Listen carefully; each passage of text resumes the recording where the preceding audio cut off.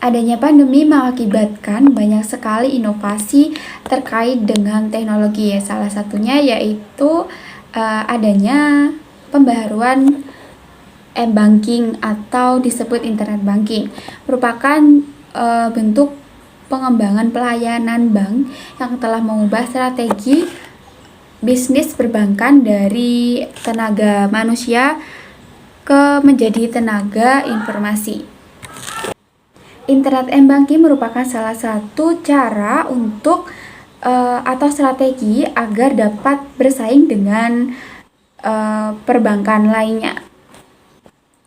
Internet m-banking sendiri juga memberikan solusi penghematan biaya operasional pada bank maupun nasabah.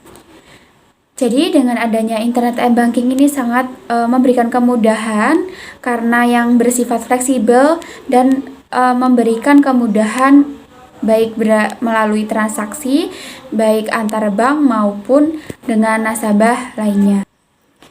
Nah, di internet bank sendiri juga didukung dengan adanya sistem pengamanan atau cyber security,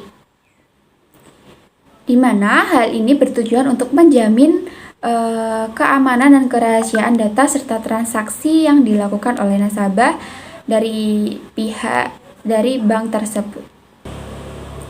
Nah, PT Bank BRI Persero ini merupakan salah satu bank yang menerapkan layanan banking yang lengkap sebagai pelayanan kepada nasabah untuk melakukan interaksi dan transaksi perbankan. Di internet m-banking sendiri kita juga dapat melakukan atau diberikan kemudahan berupa mengecek transaksi, dapat mengecek saldo, pembayaran telepon ataupun listrik, dan pembayaran online lainnya yang bekerja sama dengan pihak bank ini. Namun di balik kemudahannya, tentunya m-banking sendiri memiliki beberapa resiko. Resiko ini mencakup dari adanya pelanggaran hukum data pribadi yang berkaitan dengan data pribadi nasabah. Selain resiko terkait data pribadi dan adanya resiko finansial, juga dapat menyertai penggunaan internet m-banking oleh nasabah bank. Kejahatan ini disebut juga dengan kejahatan teknologi, kejahatan informasi yang disebut juga dengan cybercrime, dengan tujuan pelaku yaitu untuk pencucian uang dan kejahatan terorisme. Nah, beberapa kejahatan cybercrime yang ada di dunia itu banyak sekali. Di antaranya adanya akses ilegal pada akun perbankan nasabah, pemalsuan data nasabah yang tersimpan melalui internet. Terdapat juga pemanfaatan jaringan internet untuk memata-matai. Nah, terdapat pula juga kejahatan yang ditujukan kepada data pribadi nasabah yang tersimpan dalam komputer. Data pribadi nasabah tersebut seperti PIN, nomor rekening, dan lain sebagainya yang berkaitan dengan data pribadi nasabah yang seharusnya tidak dapat orang lain tahu atau dapat disalahgunakan nantinya.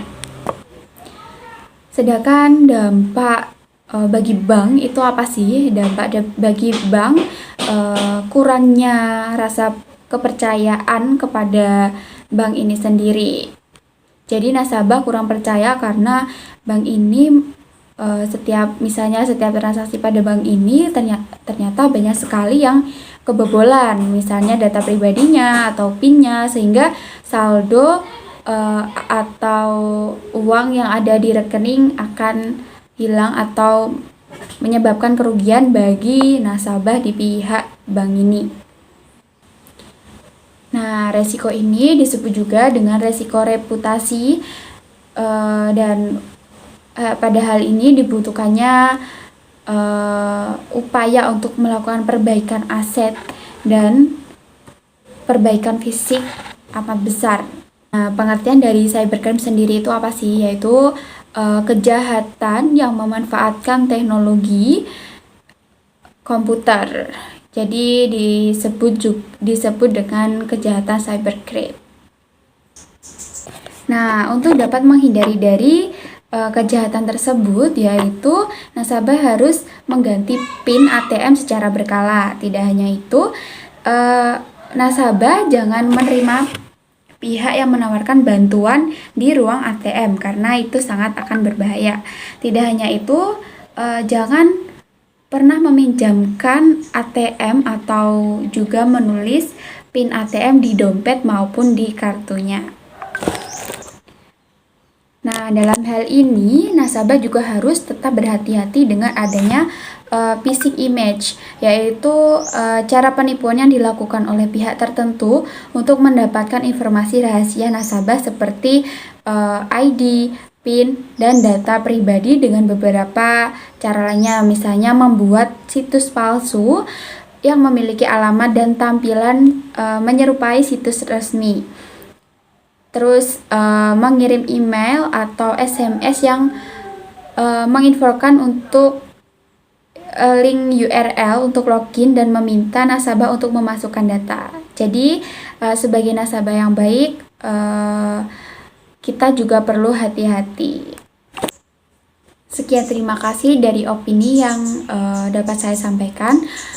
Apabila ada kurang lebihnya, saya mohon maaf. Wassalamualaikum warahmatullahi wabarakatuh.